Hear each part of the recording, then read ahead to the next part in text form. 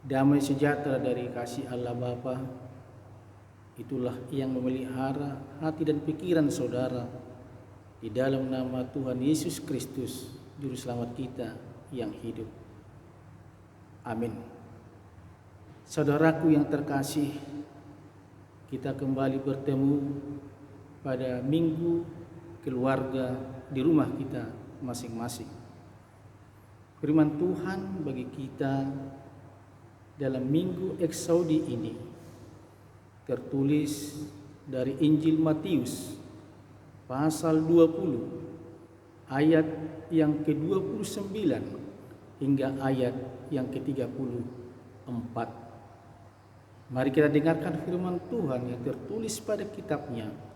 Saya bacakan di tengah-tengah persekutuan kita. Dan ketika Yesus dan murid-muridnya keluar dari Yeriko, orang banyak berbondong-bondong mengikuti dia. Ada 2 orang buta yang duduk di pinggir jalan mendengar bahwa Yesus lewat. Lalu mereka berseru, "Tuhan, Anak Daud, kasihanilah kami." Tetapi orang banyak itu menegur mereka supaya mereka diam. Namun mereka makin keras berseru, katanya, "Tuhan, Anak Daud, kasihanilah kami." Lalu Yesus berhenti dan memanggil mereka. Ia berkata, "Apa yang kamu kehendaki supaya aku perbuat bagimu?" Jawab mereka, "Tuhan, supaya mata kami dapat melihat." Maka tergeraklah hati Yesus oleh belas kasihan. Lalu ia menjamah mata mereka, dan seketika itu juga mereka melihat lalu mengikuti dia. Demikianlah firman Tuhan.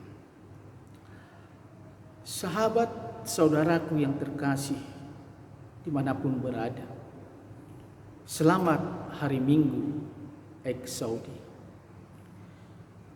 Firman Tuhan pada Minggu Eksaudi hari ini adalah berita sukacita bahwa Tuhan tidak pernah mengabaikan seruan yang datang dari hati yang terdalam. Dan Dia memberikan jawaban yang tepat pada waktu yang tepat. Pada hari Jumat yang lalu, sebuah video viral menunjukkan seorang pria berpakaian hazmat berteriak-teriak di pinggir jalan raya, "Kami capek, kami capek. Ayo keluar rumah semua. Jika Indonesia ingin seperti Ekuador, ayo keluar semua."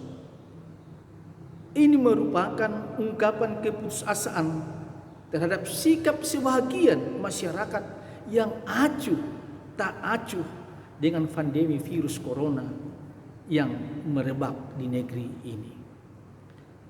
Dia kecewa dengan situasi yang terjadi di tengah-tengah masyarakat, di mana banyak orang yang tidak peduli dengan pandemi yang mengancam kehidupan masyarakat saat ini, karena seenaknya mengabaikan kebijakan sosial dan physical distancing.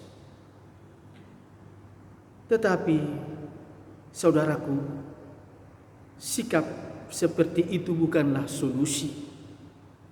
Menyerah terhadap situasi bukanlah sikap bangsa Indonesia, bukanlah sikap kita.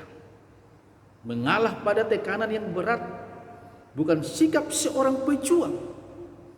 Menyerah terhadap pandemi virus corona bukanlah sikap yang perlu kita tiru. Kita membutuhkan pejuang yang bermental baja, yang tangguh menghadapi ombak besar dan angin kencang yang ingin menghempaskan kita. Kita butuh pribadi-pribadi yang tangguh. Kita butuh para medis, dokter, perawat yang tidak pernah berkata, kami sudah capek, kami tidak tahan lagi. Kita butuh pribadi tangguh seperti dokter spesialis paru yang bernama Handoko Gunawan. Sekalipun dokter Handoko sudah berusia 80 tahun, tetapi dia tetap menunjukkan semangat pantang menyerah. Sekalipun anak-anaknya menyarankan supaya dia istirahat saja, dengan alasan yang masuk akal bahwa orang yang lansia lebih rentan dengan COVID-19. Tetapi semangatnya tak pernah surut. Dia bahkan merawat pasien COVID-19 hingga pukul 3 pagi. Sikap pantang menyerah seperti itulah yang ditunjukkan oleh 2 orang buta dalam Injil yang kita dengarkan tadi.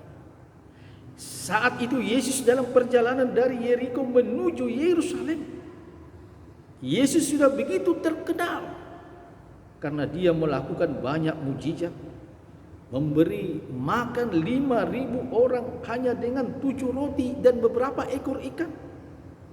Dia menyembuhkan orang sakit, mengusir roh-roh jahat dari orang yang kerasukan, berjalan di atas air, dan banyak lagi mujizat yang dilakukan oleh Tuhan Yesus. Ketika orang-orang mendengar bahwa Yesus melewati jalan-jalan di sekitar Yeriko, masyarakat datang berbondong-bondong mendekatinya. Mungkin mereka hanya ingin sekedar melihat tampang Yesus. Mungkin ada yang ingin sekedar menyentuh jubahnya. Mungkin ada yang hanya ingin sekedar mendengar suaranya. Saya ingat ketika Presiden Jokowi datang ke Siborong-Borong pada bulan November 2017 yang lalu untuk meresmikan Bandara Internasional Silangit. Orang-orang datang dari desa Nawalu, seluruh penjuru Tapanuli Utara, bahkan dari luar Tapanuli Utara, hanya untuk melihat wajahnya. Mudah-mudahan bisa foto bareng, bisa selfie dengan orang nomor 1 negeri ini. Orang berdesak-desakan masuk bandara, dan setiap orang berupaya bisa sedekat mungkin ke tempat di mana Jokowi berada. Saudaraku yang terkasih, mungkin seperti itulah keadaan di jalanan Yeriko sewaktu Yesus dan murid-muridnya melewati daerah itu. Orang banyak berdesak-desakan ingin sedekat mungkin dengan Yesus. Malang bagi kedua orang buta yang sudah mendengar berita kedatangan Yesus yang dielu-elukan itu. Mereka sudah mendengar banyak cerita tentang Dia, Tuhan Yesus. Sekarang waktu yang ditunggu-tunggu telah tiba. Yesus sudah dekat dengan mereka. Tetapi mereka hanya bisa duduk di pinggir jalan. Saudaraku yang terkasih, bagaimana mungkin mereka dapat mengimbangi khalayak ramai? Namun mereka tidak kehilangan akal. Mereka tidak menyerah. Suara hatiku harus sampai ke hati Yesus. Demikian tekad kedua orang buta itu. Tuhan, Anak Daud, kasihanilah kami. Jeritan mereka memecah kebisingan orang-orang yang berkerumun di sekitar Yesus. Tuhan, Anak Daud, kasihanilah kami. Khalayak ramai merasa terganggu dengan suara yang terasa sumbang di telinga mereka. Mereka tidak menginginkan orang buta dengan pakaian kumal itu. Mereka merasa bahwa kedua orang itu tidak pantas berseru-seru demikian kepada Tuhan. Sepertinya itu tidak normal. Mereka seharusnya diam dan mengikuti arus saja. Bahkan sebaiknya mereka tidak usah ikut dalam arak-arakan Yesus itu. Hai orang buta, jangan berteriak-teriak seperti itu, kamu diam saja. Demikianlah sikap orang banyak itu. Suaramu itu sangat mengganggu. Mungkin para murid juga sependapat dengan orang-orang yang melarang kedua orang buta itu. Tetapi Yesus bukanlah demikian, saudaraku. Yesus mendengar jeritan hati mereka. Yesus sedang dengan ketulusan dan tekad mereka. Bagi Yesus itu lebih penting daripada sorak-sorai halayak ramai itu. Saudaraku yang terkasih, saudara bisa bayangkan bagaimana seorang siswi SMP di Samosir tahun lalu menerobos barisan pengawal presiden dan khalayak ramai sambil membawa gitar buatan ayahnya. Dia berhasil mendekati Jokowi hingga dia menangis memberikan hadiah istimewa itu kepada pemimpin idolanya. Pengawal presiden tentu tidak inginkan itu karena dianggap mengganggu. Para petinggi di sekitar Jokowi juga tidak inginkan itu. Halayak ramai juga tidak menginginkan itu. Tetapi bagi Jokowi, itulah hal yang sangat menyentuh. Mungkin itu lebih penting dan lebih mengesankan daripada bertemu dengan para petinggi yang bersikap ramah, sopan, santun, dan ingin menyenangkan sang presiden. Jokowi lebih menginginkan ketulusan dan kepulosan hati anak kecil itu. Yesus juga lebih senang dengan sikap kedua orang buta itu yang dengan polos, tulus, dan tanpa basa-basi berseru, "Tuhan Anak Daud, kasihanilah kami." Mendengar itu Yesus berhenti. Dia memanggil mereka. Yesus mendengar jeritan mereka dan dia bertanya, "Apa yang kamu kehendaki supaya aku perbuat kepadamu?" "Tuhan, kami ingin melihat." Demikian jawaban kedua orang buta itu. Mereka tahu Yesus dapat memberikan penglihatan kepada mereka. Mereka percaya bahwa mereka diberi kesempatan. Mereka akan mendapatkan impian mereka.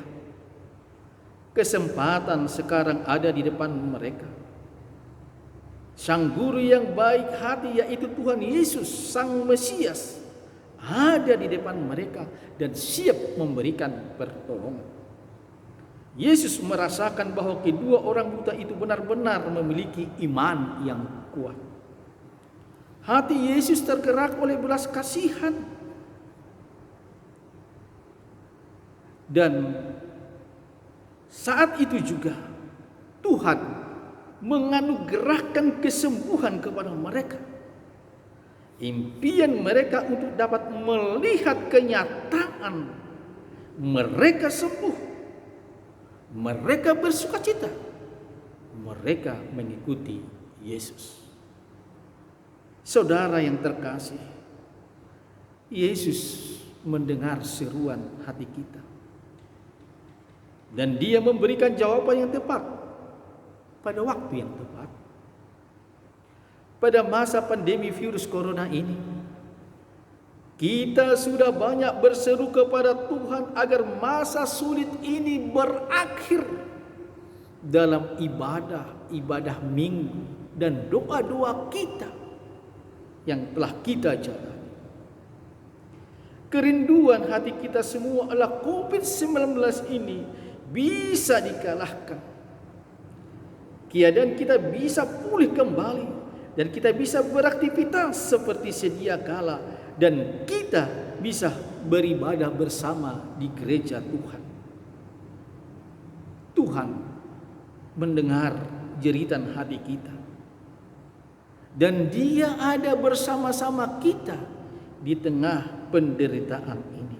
Karena itu saudaraku, jangan pernah menyerah. Jangan bosan-bosannya memohon belas kasihan Tuhan, karena Dia adalah Maha Pengasih dan Penyayang. Jangan pernah bosan-bosannya beribadah di rumah kita masing-masing. Jangan pernah bosan-bosannya kita berdoa, bersekutu, memuji Tuhan di rumah kita masing-masing. Masa sulit ini akan berakhir. Jadilah jemaat yang tangguh. Jadilah jemaat yang tekun. Jadilah jemaat yang beriman. Jangan pernah putus asa, apalagi menyerah. Eksaudi, dengarlah Tuhan seruan yang kusampaikan. Tuhan, kasihanilah kami.